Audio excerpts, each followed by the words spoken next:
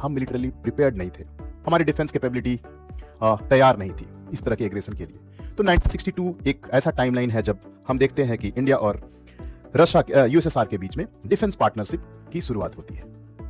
India secured Soviet technology transfer and permission for licensed co-production of MiG-21 jet fighters।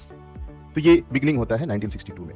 इसके बाद 1962 के बाद जो एक इंपॉर्टेंट इवेंट है इंडिया के नेबरहुड में, वो है 1964 में चाइना का न्यूक्लियर टेस्ट करना और न्यूक्लियर पावर करना।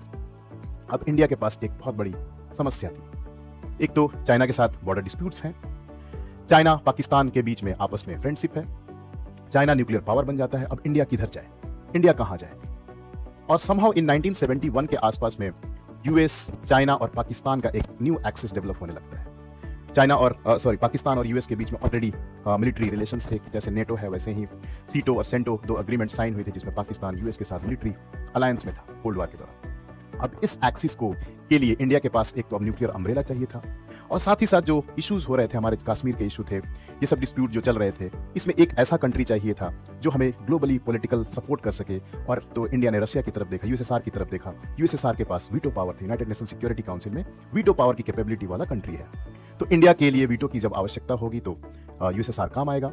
ये सब चीज देखते हुए 20 ईयर्स की ट्रीटी साइन होती है 1971 में। 20 ईयर्स की ये ट्रीटी होती है, इंदिरा गांधी के समय में ये ट्रीटी होती है। अब बहुत ही इंपॉर्टेंट ट्रीटी है जिसके बदौलत आप बांग्लादेश को लिबरेशन हो सका, इंडिया ने सपोर्ट किया। और यूएसएसआर को बैलेंस करने के लिए चाइना और यूएस का इंटरफेरेंस नहीं हो इसमें, इसके लिए यूएसएसआर के साथ टाई अप बहुत जरूरी था, जो कि बैलेंस ऑफ पावर एंश्योर किया रीजन में, और आसानी से बांग्लादेश को, ईस्ट पाकिस्तान जो है बांग्लादेश बन गया और लिबरेट हो गया।